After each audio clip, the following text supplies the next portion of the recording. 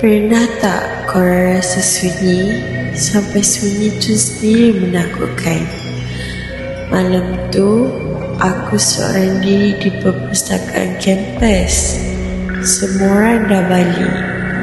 Lampu malap, rak buku tinggi dan bunyi yang tak sepatutnya aku dengar. Itulah malam yang akan aku ceritakan.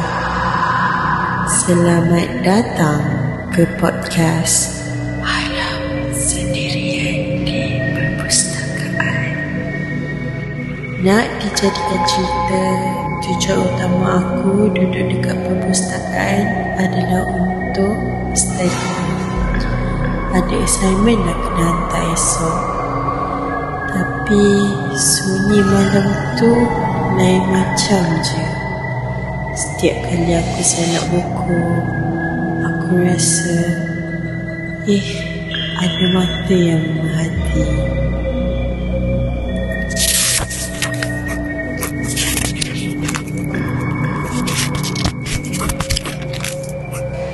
Perpustakaan akan ditutup dalam 5 minit lagi. PA pun dah bagi warning. Tapi aku fikir tak apalah, chill je dulu. Tapi hati sebenarnya mula rasa pelik sikit. Tiba-tiba insiden pelik pertama yang berlaku. Bila aku bangun ambil buku, aku dengar langkah.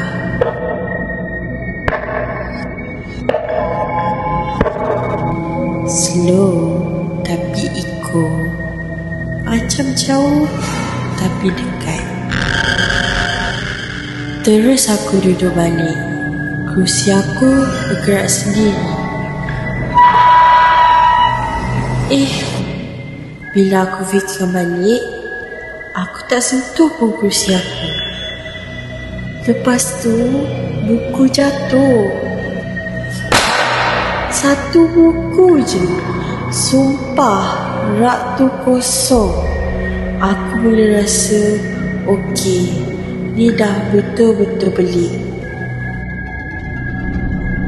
Setiap kali aku cuba tengok rak lain, sunyi tu makin terasa. Aku macam boleh rasa ada sesuatu yang perhati aku, tapi tak ada siapa pun.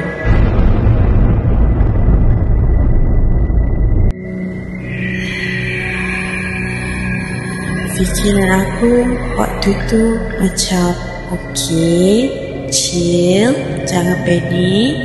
Tapi jantung aku mula berdegup laju. Setiap kali buku jatuh, setiap kali kerusi bergerak, aku rasa bukan main-main dah ni. Langkah tu makin dekat.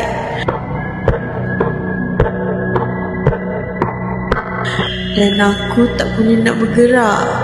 Nafas aku kencang, tangan aku sejuk. Aku cuba slow, tapi buku tu jatuh betul-betul kuat sebelah aku. Jantung aku hampir berhenti. Kau tahu tak, kadang-kadang sunyi tu sendiri boleh buat kau rasa macam ada benda tau kat sini.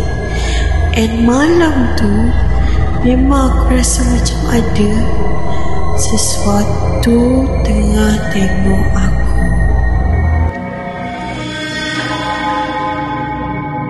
Aku pun bangun perlahan-lahan pergi kat pintu. Tapi sunyi tu masih terasa. Pintu terbuka perlahan sendiri.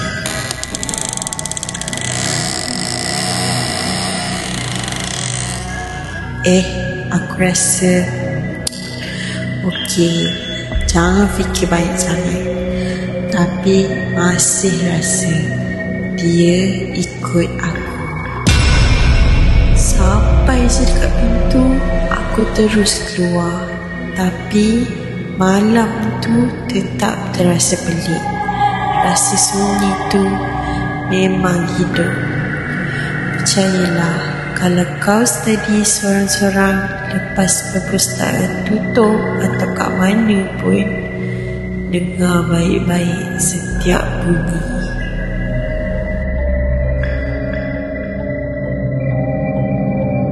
Moral of the story, jangan pandang ringan terhadap sunyi.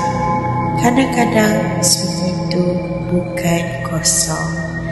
Terima kasih sebab dengar Malam Sendirian di Perpustakaan.